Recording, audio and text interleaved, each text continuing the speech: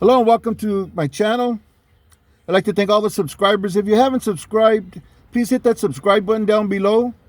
Hit that notification bell and put it on all so you'll be notified whenever a new video drops or if we go live. Also, please hit that like button, show some support for the channel.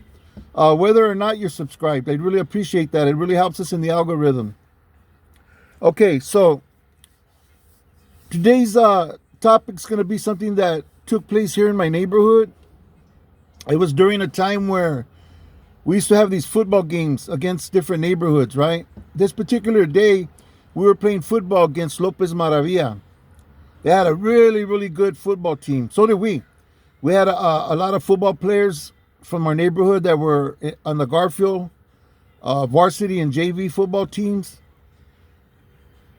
And a lot of youngsters that played with, I believe it was Maravilla Huskies football. In any case, we had a pretty good team too. So this video isn't about so much the game, it's what happened after the game. Basically what happened was at the end of the game, during the last play, the youngster that was playing center for us had been clotheslined during the game, and he still was pissed off. He wanted to get a run back before this whole game was over, this whole get together, right? And we basically told him, well, you do what you got to do, you know? So sure enough, he hikes the ball and he takes out straight for his target and just basically straight arms him and knocks dude down, right? So when he does that, one of the dude's homeboys fires on him and knocks him out. And now they're trying to stomp him out. My homeboy runs and grabs him. They're pulling him by his arm and legs, getting him away from those guys while other homeboys engaged them boxing, fighting to separate them from the homie that's down on the ground. The whole field erupted, man. Everybody was getting down. There was boom boxes being cracked. People were swinging bikes around. Yeah, it was the whole field. The whole field was fighting. Okay. I don't know if some of you remember my homeboy Pollo. Rest in peace, Steve Romero. He's one of the Romero brothers. It was Randy, Marcus, Ronnie, Kenny, and Steve Pollo. And I believe they had another brother. His name escapes me right now. But this was a very big family of boys in my neighborhood. They were all from Mariana. In any case, both of us were having our separate fights. And this little homeboy came running and told us, hey, they got the homeboy Veco hemmed up against the fence. So both Pollo and I turned around and we seen it was the older homie was fighting off the fence like you would fight off the ropes inside a boxing ring. Like he's bouncing off the fence, swinging, but there's two guys on him, two big guys. So me and Pollo both at the same time ran over there. We were kind of concerned about Veco because Veco had a metal plate in his head. He had got bumper jacked on Whittier Boulevard, and they put a metal plate. And anyways, we were just concerned for him.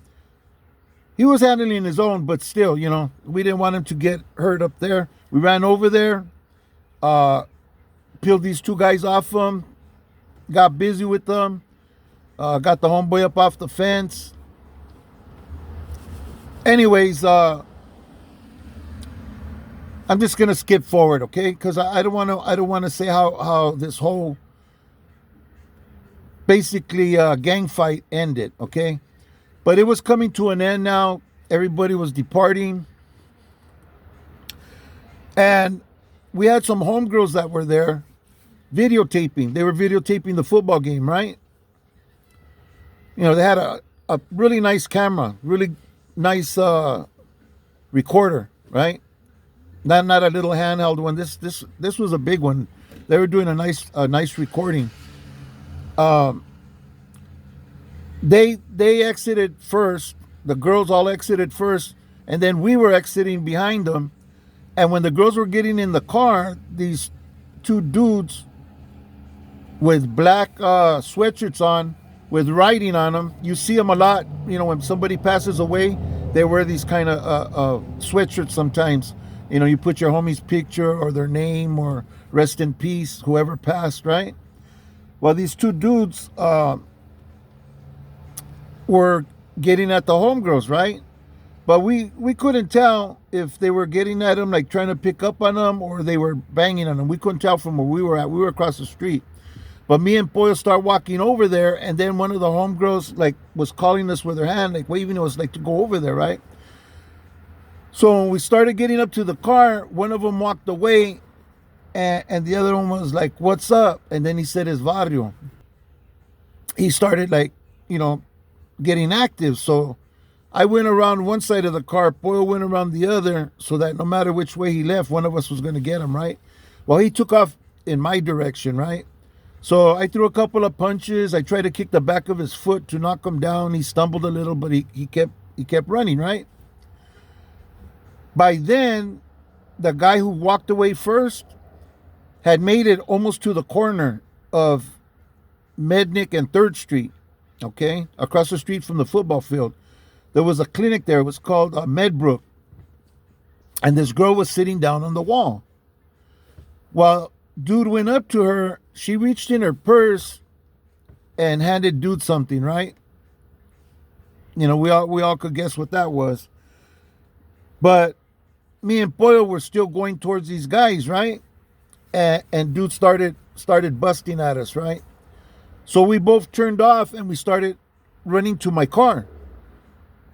We like kind of like Pollo ran around, but I like kind of slid on top of the car, on top of the hood of the car, and came to the other side of the car, and we got in through the passenger door, and turned around and took off after them. We had to do a U-turn on 3rd Street, and these fools now were capping like out into the crowd, right? Well, long story short, one of the vatos ended up getting the short end of the stick in that whole exchange, right? We all took off. No, they didn't hit anybody. They didn't hit me or Pollo, and they didn't hit anybody when they were shooting out in the crowd, unless they hit somebody from Lopez and we didn't know about it. We don't know. In any case,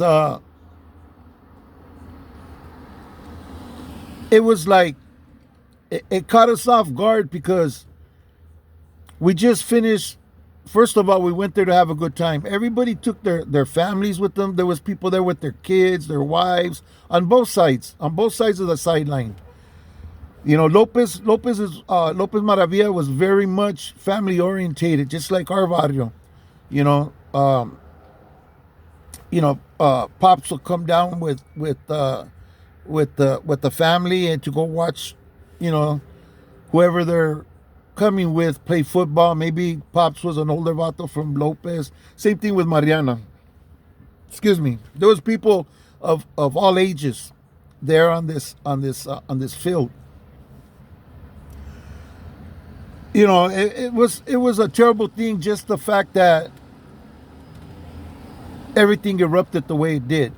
It could have been left just between those two cats, the one that clotheslined the little homie and the homie that straight armed him. Could have stood at them two. But once they started kicking and trying to stomp out homie, it escalated into what took place on the field. I did a video about it. That's why I'm not getting into the whole football game and everything that took place during the melee. Because really what I'm trying to bring out in this story was the fact that here we think everything's over and we're leaving now. They're going back to their neighborhoods. We're going to come back into our neighborhoods, go on barbecue, drink, and kick back at the spot. And here there's some other guys over here side busting, doing their thing, and could have very, very easily got me or Pollo or hurt them girls or shot anybody in the crowd, You really never know what's going to happen next when you're involved with this kind of lifestyle. You might think you just finished dealing with some issue and it's over and you're going and run right into something else. You know what I mean?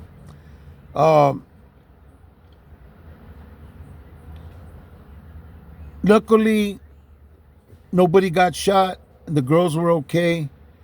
We all left there. We all ended up in a safe place. Pretty much just cooking and eating and playing music and drinking. I don't think at that time in our lives, I know at that time in my life, I didn't even think about what had happened, what took place, just how volatile that situation was. Like it was just another day in the neighborhood. I have forgot about it. Like I moved on. We were barbecuing now. It's like, well, what's next? Which is another story. But what I'm trying to say is, you just never know. Even though you might just go to a barbecue, and somebody walks up and starts some pedo that could escalate into somebody getting unalived or critically injured. I had a beloved homeboy that had broken into a house, and he was already leaving. He was jumping over the wall. He was gone. He didn't hurt nobody, except for the people that got their house broken into. I'm sure they were maybe upset or angry or whatever the case may be. But the guy who lived in that house shot my homeboy in the neck just one time. And from that day forward, he was paralyzed from the neck down.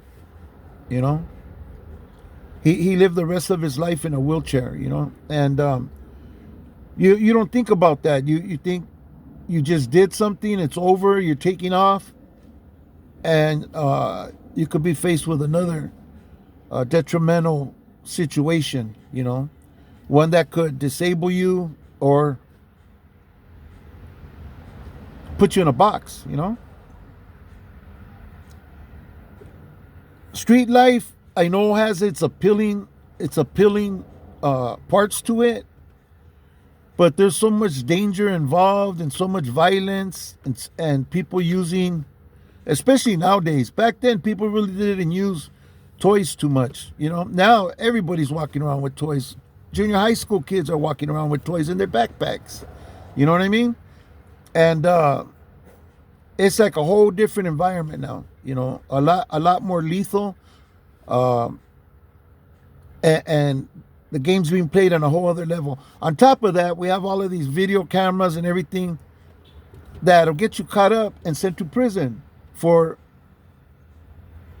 being involved with these street games, And then you go to prison, who knows? More likely than not, you're going to get caught up in the reindeer games, if you're living that life, which again is a whole other situation to have to deal with.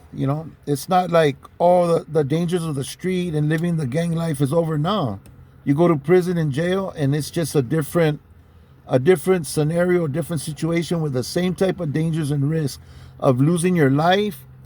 You could still become paralyzed or disabled in some way, or lose your freedom, So it's all a gamble. The whole fucking game is a gamble, and the stakes are high. The stakes are your well-being and your freedom. Not to mention losing your family. Maybe if you have a good job, maybe your family loses their home and gets put in a situation where they're trying to now find somewhere to live because you just get caught up in all the bullshit, So if you're involved, man, be very careful. You know, watch your P's and Q's, and keep your head on the swivel, man, and you know, be smart and do your best, man, to make good decisions that keep you from getting arrested, man, and locked up. You know, the judge is handing out time like candy. Like, to him, 60, 70 years, that don't mean dick. That ain't shit. You know, he does that all day. Luckily, California doesn't have the death penalty, because there'd be a lot of people catching the death penalty and being put to sleep, you know. It's a crazy life, you know. Uh, like I said, I heard one podcaster say, well, you know, you're old, you don't know what's up. Uh, these are kids, this is their time, you know, let them be kids, let them do their thing. This Look, I know what it's about. I might be older, and I've been living this life a very, very long time. You know, and you notice I said I've been living this life a very long time. Not I lived it a long time ago. People get shit fucked up and think, oh, this old man don't know what he's talking about. He's old. No, I know very much what I'm talking about, and the things that I say are facts. You know, some dum dums, they don't get it. They haven't even been through it, and they try speaking on it, and they don't know nothing about what could happen, and what could happen to you while you're in prison, and the risk involved, and catching that kind of time. And you know, but they try speaking on, oh, you know, it's their time, it's their generation, and that's the way they get down. You know, regardless of anything, I don't have no choice but to, you know, try to encourage any young person, man. If you're involved, man, be smart. Think about your family, especially if you have kids. You know, think about them, and do for them first before you do for yourself. And then, you know, if you got to go do what you got to do, but make sure that you got your family taken care of. And you can't do that if you're locked up or dead. You know, if you're in a box, there's nothing you could do for your family. So be very careful. This is some real shit happening out in the street. Uh, and the lifestyle is very, very dangerous, man, to say the least. This is my video for today. I hope this message reaches whoever it needs to reach. And thank you for watching. Thank you for supporting the channel. Smash that like button. It really, really helps me to continue this little journey here that I'm on. And thank you very much for your support, for watching. Stay strong, keep your head up, and stay free, people. God bless you and your families.